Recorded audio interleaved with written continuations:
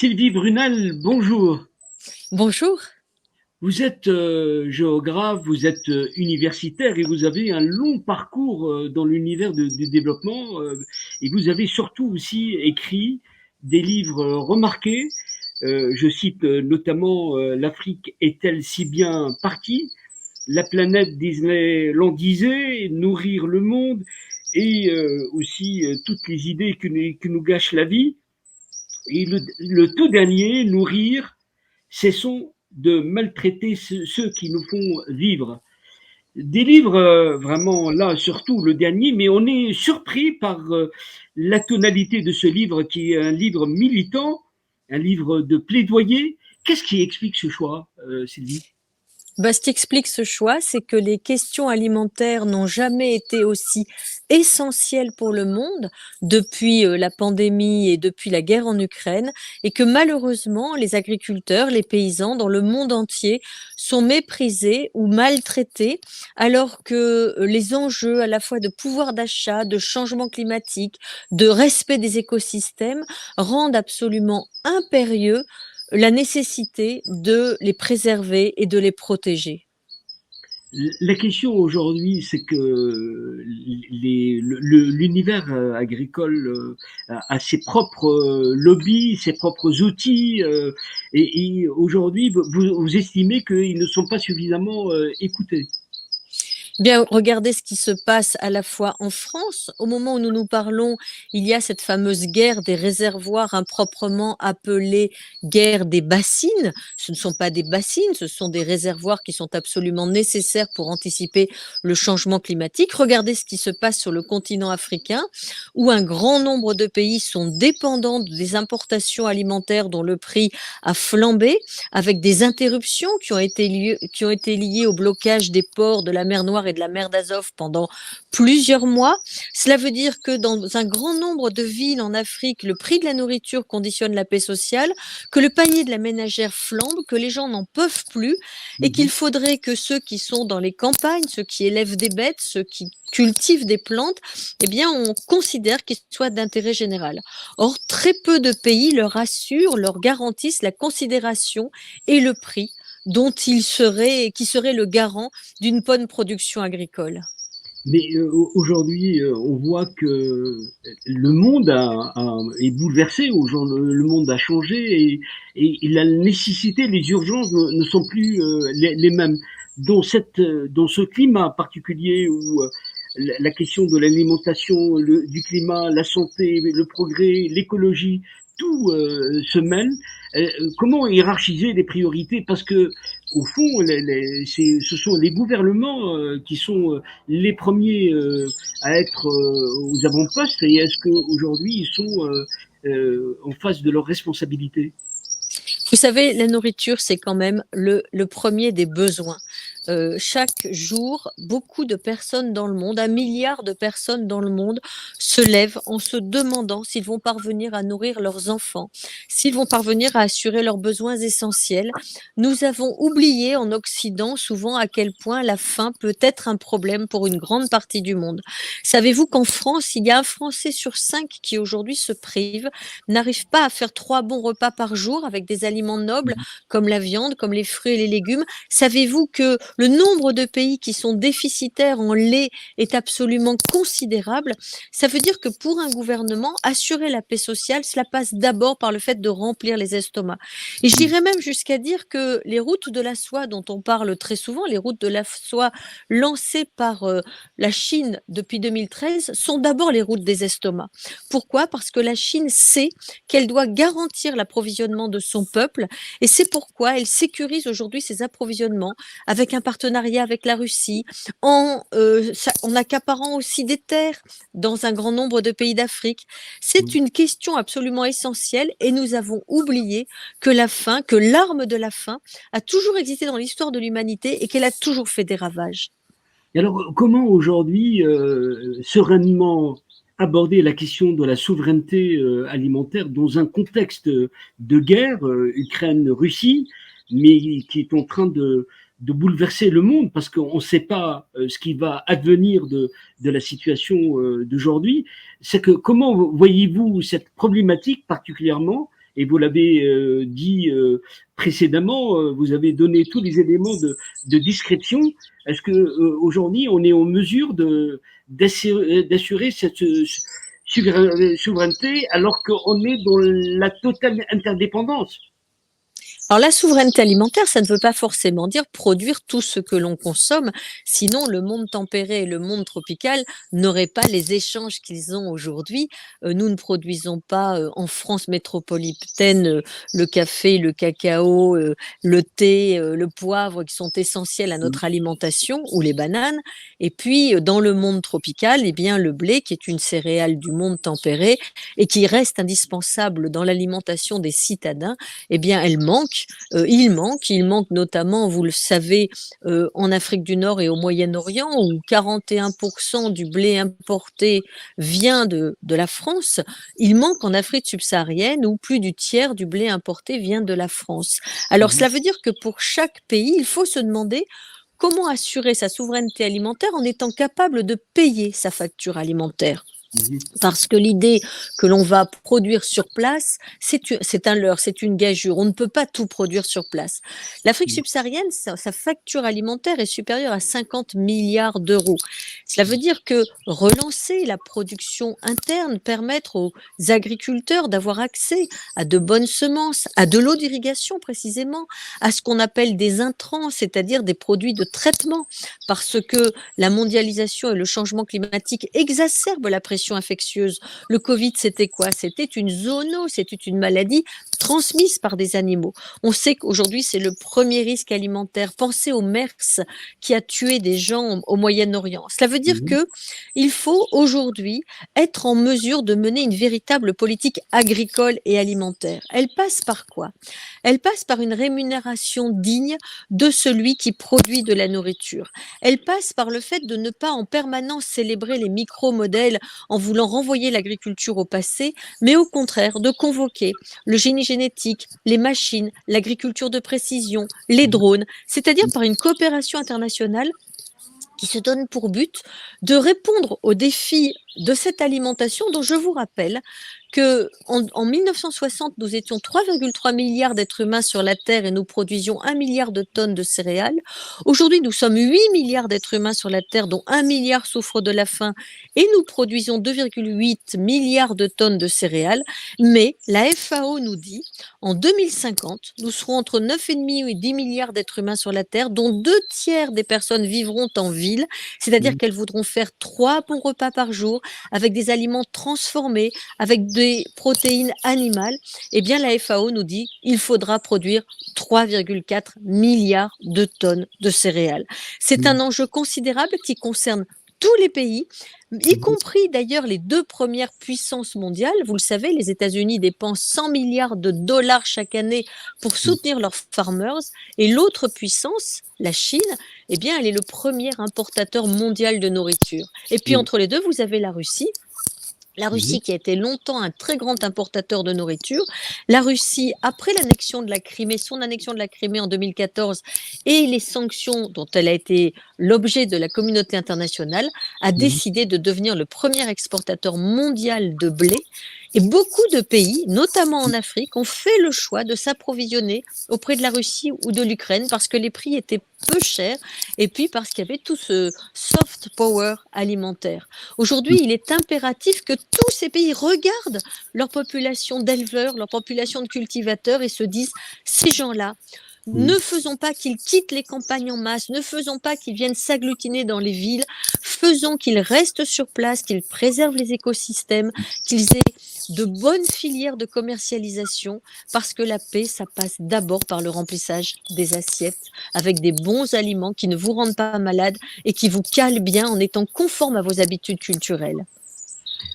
Vous savez, toute la difficulté aussi, c'est d'arbitrer entre les urgences et cette vision que vous décrivez qui demande du temps. C'est-à-dire que comment aujourd'hui, on fait arriver à sortir de ces dilemmes majeurs? Vous savez, je ne pense pas que ça demande tant de temps. Je me souviens qu'au début des années 2010, le Malawi avait décidé de miser sur la production de maïs de son pays et en l'espace de 3 ans, il était devenu un grenier à maïs. En fait, il faut très peu de temps pour saboter une agriculture. Bon, c'est déjà le problème des guerres, hein, c'est le problème de toutes les statiques de la terre brûlée, du siège qu'on a toujours connu dans l'histoire de l'humanité. Mais les paysans, les agriculteurs, ce sont des gens qui sont extrêmement réactifs. Ils Mhm. sont en permanence à l'affût des bonnes opportunités de commercialisation, bonnes opportunités de culture. Et donc, quand on leur dit, écoutez, si vous produisez cela, nous vous garantissons un prix rémunérateur, nous vous garantissons des circuits de commercialisation, si on leur redonne leur dignité, parce que le problème aujourd'hui, c'est que les jeunesses quittent les campagnes parce qu'elles ne veulent plus être paysans comme les parents, quand ça signifie la précarité et la pauvreté. Eh bien, quand un pays mise sur son agriculture, et cela peut arriver même dans des pays très vulnérables comme le Niger, eh bien, très vite, la situation se retourne. Regardez le Maroc. Le Maroc a lancé le plan Maroc vert. Il est devenu un grand producteur de nourriture. Donc, vous voyez, il faut à la fois, il faut mettre en œuvre, en fait, les 3 piliers du développement durable. Le premier, c'est produire. Le deuxième, c'est rémunérer, payer décemment, mais payer décemment en faisant que la nourriture, elle reste accessible quand même aux consommateurs des villes. Et ça passe par des quantités. Si vous produisez peu, eh bien forcément, le prix est élevé. Et puis le troisième P, c'est bien sûr préserver, parce qu'aujourd'hui, on ne peut pas produire comme on produisait hier. Il faut se poser la question des conséquences à la fois sur les sols, sur la biodiversité, sur l'eau, pour choisir les meilleures méthodes. Mais la bonne nouvelle, c'est qu'on a les réponses. On a les réponses, on les a dans la coopération internationale, on a le génie génétique, on a la possibilité de produire vert et propre. Il faut juste que ça soit une priorité. C'est peut-être le quatrième P, une priorité. Oui, je voudrais vous ramener sur un sujet que vous avez un peu abandonné, mais qui autour de l'Afrique, mais ça reste quand même un sujet auquel vous êtes attaché. Vous avez aussi travaillé sur ce qu'on appelle les pays émergents. Peut-être comment aujourd'hui ce monde, et vous avez abandonné cet intérêt sur le monde vu par les émergents, comment voyez-vous, on y est aujourd'hui au cœur de ce bouleversement mondial en termes de géoéconomie, en termes de géopolitique. Comment ce monde émergent, le voyez-vous se dessiner et il est important parce qu'il va conditionner notre avenir. Alors, il y a quelque chose qui me marque, c'est que, vous le savez, la guerre aujourd'hui en Ukraine mobilise l'Occident, mobilise l'Europe, que face à cette guerre, eh bien, la flambée des coûts de l'énergie et la flambée des coûts de la nourriture, mais aussi du transport, oblige un certain nombre de pays à reconsidérer leurs alliances. Mais ce qui me marque, et vous le savez, c'est qu'un grand nombre de pays ont refusé de voter les sanctions à l'égard de la Russie. Pourquoi? Eh bien, parce que pour ces pays-là, ce qui compte, c'est la réelle politique. Et la guerre en Europe, ils estiment que cela ne les concerne pas. Il y a aujourd'hui une recomposition du monde qui se fait sans l'Occident, voire contre l'Occident. Et ces émergents, aujourd'hui, ils savent que les piliers de la puissance, c'est bien sûr le territoire, c'est la population, c'est aussi l'arme alimentaire, c'est l'énergie, et beaucoup d'entre eux disposent de l'énergie, et puis bien sûr c'est l'armement, et on n'a jamais vu autant d'armement. Et le monde qui est en train de se construire, c'est un monde qui est en train de mettre de côté en partie l'Occident, notamment dans la jeunesse, qui au nom d'un discours décolonial, d'un discours d'affirmation, d'un passé souvent d'ailleurs mythifié ou glorifié, eh bien rejette les relations historiques passées. Et je pense qu'il y a là un grand danger, bien sûr, pour les anciennes, ce qu'on appelait les anciennes métropoles, parce qu'elles ne se rendent pas compte, la France par exemple, ne se rend pas compte à quel point ce désamour lui est préjudiciable, mais il y a aussi un danger pour les émergents, parce que sans des partenariats alimentaires, des partenariats énergétiques, des partenariats technologiques, je pense que le développement faillit, qu'il ne peut pas être généralisé. Et donc, non, je n'ai pas du tout abandonné cette question de la coopération. À la Sorbonne, j'enseigne sur les enjeux de développement dans les pays du Sud, mais je pense que nous devons aussi, nous, les Français, balayer devant notre porte en cessant de maltraiter ceux qui nous nourrissent, pour revenir au titre de mon livre qui motive cet entretien. On veut s'enrichir surtout de votre retour d'expérience et je reviens quand même à ce livre de référence, L'Afrique est-elle si bien partie? Comment voyez-vous aujourd'hui, sans aller dans les raccourcis, à partir de cette expérience africaine, comment voyez-vous cette Afrique aujourd'hui avec, on le voit, il y a le Sahel est en train de s'effondrer, l'Afrique centrale est malade de ces crises, on voit un éclatement complet de ce continent, mais comment faut-il reprendre le fil pour pouvoir de la cohérence, pour pouvoir aider ce continent, ou en tout cas à pousser les Africains à être dans une dynamique pour sortir de la situation actuelle?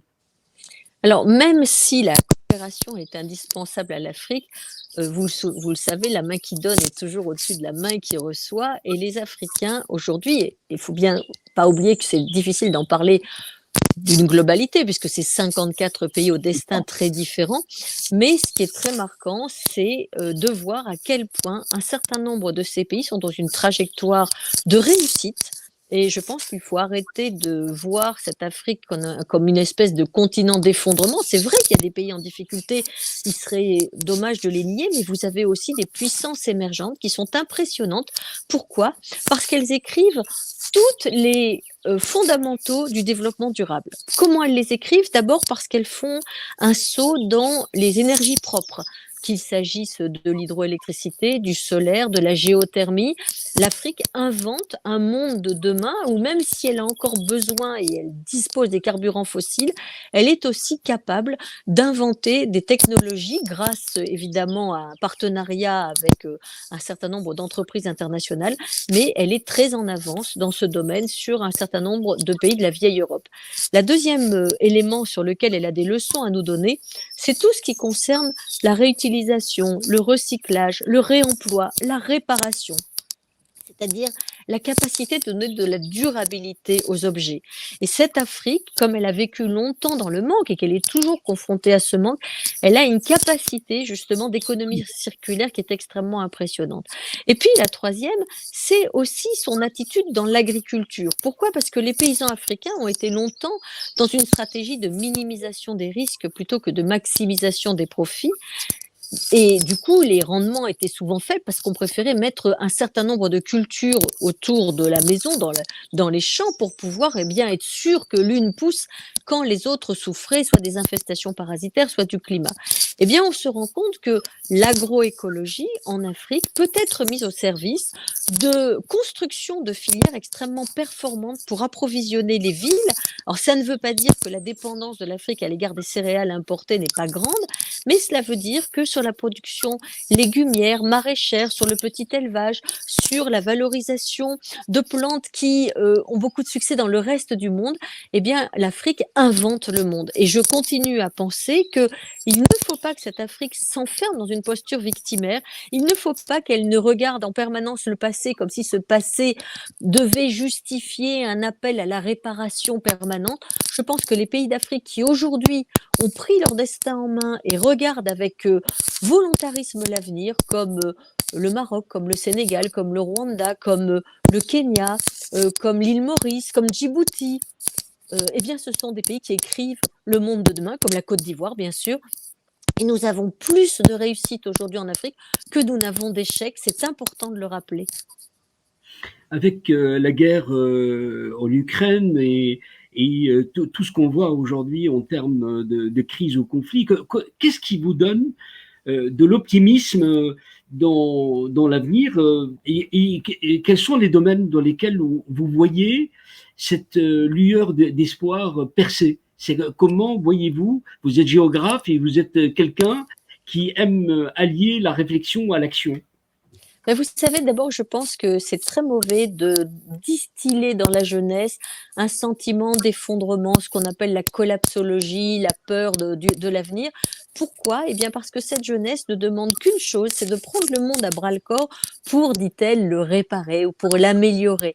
Moi, dans mon livre, je préconise un service civique agricole pour la France, hein, parce que ces jeunes qui marchent pour le climat, eh bien, ils ont besoin de savoir que dans les campagnes, on peut refaire de la biodiversité, recréer des sols, recréer des cultures qui sont dynamiques.